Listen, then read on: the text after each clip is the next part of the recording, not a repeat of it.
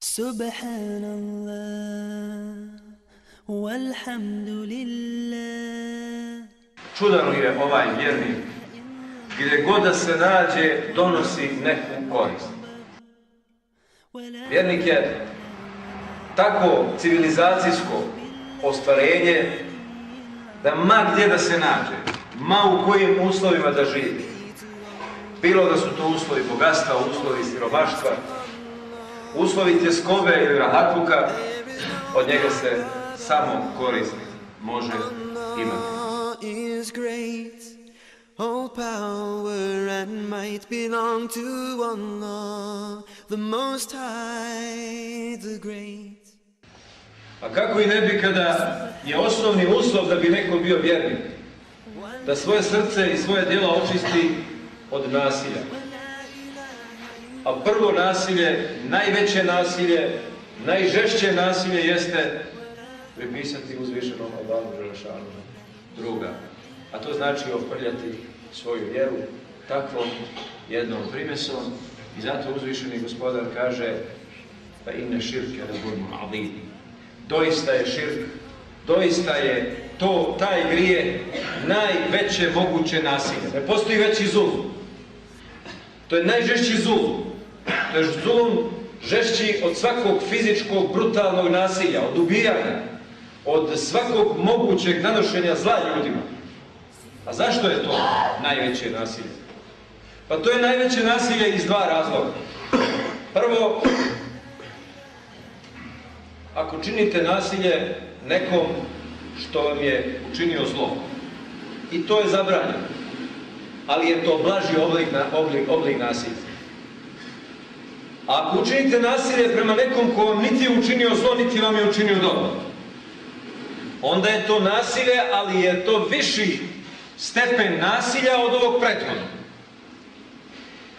Ali ako učinite zlo nekom ko vam čini dobro, onda je to žestok oblik nasilja. Zato grijeh prema neprijatelju, grijeh prema nekom ko nije ni prijatelj ni neprijatelj, grijeh i grijeh prema prijatelju nisu isti. Znate, iole kulturan čovjek, moralan čovjek, kad vam neko pomogne nešto, osjeća zahvalnost. Kad vam neko učini neko veliko dobro, pomogne vam da ostvarite neko dobro, dok ste živi osjećate zahvalnost. Kad vam neko pomogne u recimo nekoj intervenciji oko zdravlja, oko bolesti, to mu nikad ne zaboravite. Kad vam neko pomogne što je pred naše oči, pomoć, pa kaže spasao mu život. Dakle, učestvovao u tome da mu Allah spasi život. Onda kaže, ja sam mu dužnik dok sam živ. Životom sam mu dužnik, jer mi je kao spasio život. Dakle, tako se ponaša svaki kulturan, odgojen, moralan čovjek.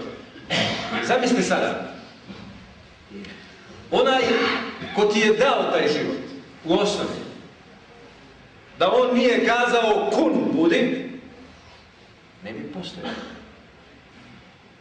Pa onda, u cijeloj lepezi tog stvaranja, mogao je da te stvori bez noge, bez ruke, bez pola ovoga i pola onoga.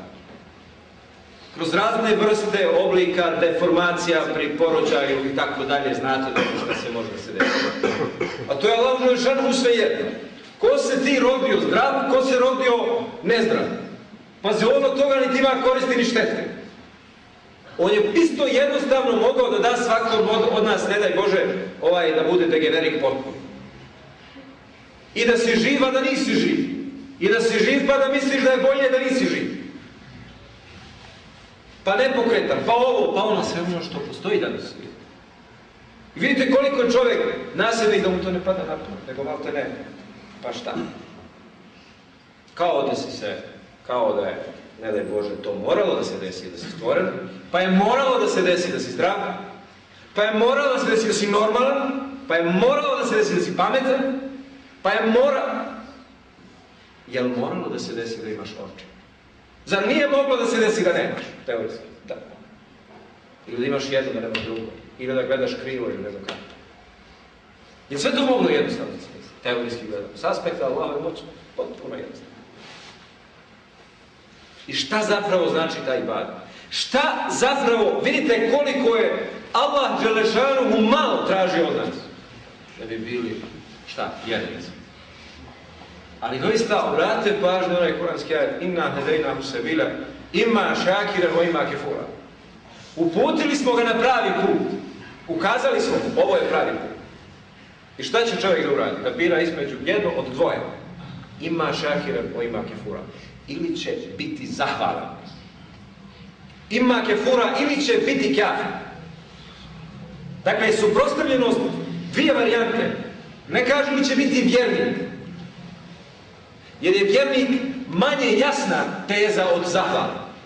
Zašto? Zato što svakog od nas koji sjedimo ovdje i većinu od onih koji ne sjede ovdje danas ovog momenta, da ih pitate da li su vjernici ili će kazati da jesu. Tako?